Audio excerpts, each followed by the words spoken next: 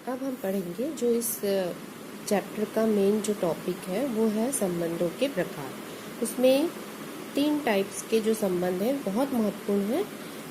पहला संबंध जो है स्वतुल्य संबंध, नाम से स्पष्ट है। स्वतुल्य मतलब स्वयं के समान। उसके बाद आता है दूसरा सम्मित संबंध और तीसरा है संक्रामक संबंध। तो सबसे पहले स्वतुल्य संबंध की बात करने के लिए हम ये मान लेते हैं कि एक रिलेशन है R जो कि सेट A में सेट A से ही एक रिलेशन है। उसको इस तरीके से लिख सकते हैं A का A से ही रिलेशन। सेट A है एक नॉन एम्प्टी सेट है। एक नॉन एम्प्टी मतलब जिसमें कोई मतलब अवयव है, अरिक्त समुच्चय जो। तो एक रिलेशन है जो कि A से A में ही है। A में अवयव जो है आपके, इसको हम ऐसे भी लिख सकते हैं कि R जो होगा सबसेट होगा A क्रॉस A का। एक रिलेशन है, आप A क्रॉस A भी लिख सकते हैं अगर आपको पता है कि A में एलिमेंट क्या क्या है।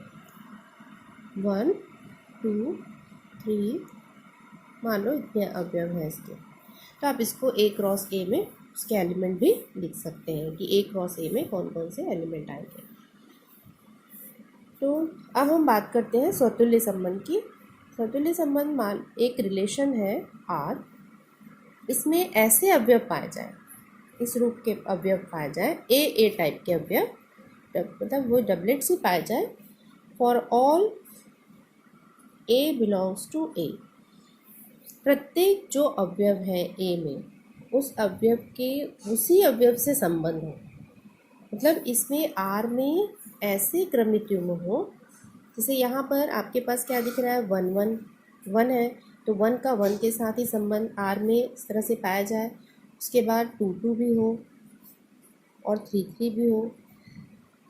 तो इस रिलेशन, ये रिलेशन जैसे अपने को प्राप्त हुआ 1 1 2 2 और 3 3, तब भी हम इसको स्वतुल्य संबंध नहीं बोलेंगे।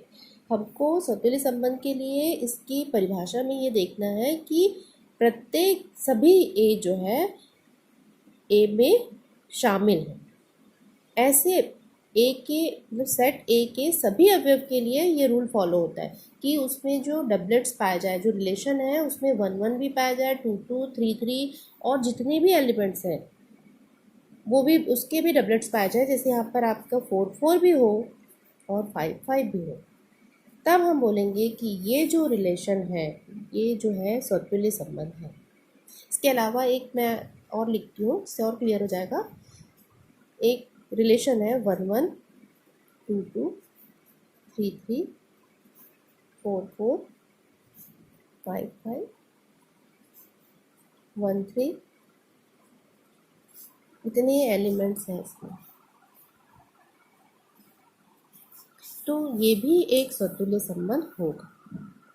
1 3 भी है इसमें, लेकिन हम ये देखेंगे कि A के जितने भी अवयव हैं उन सभी के जो डबलेट्स हैं इसमें पाए गए हैं। 1 1 है, 2 2 है, 3 3 है, 4 4 है, 5 5 भी है।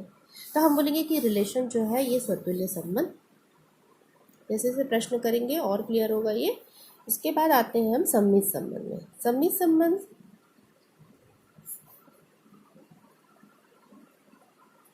की परिभाषा के अनुसार अगर A B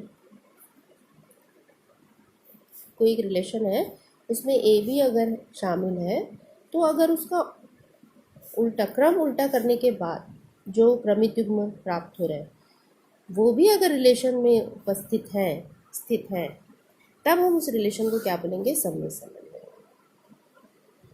सम्मित संबंध को आप उदाहरण के द्वारा समझ सकते हैं कि वो संबंध सम्मित कब कहलाएगा। अगर कोई भी उस सम्मित संबंध मतलब आप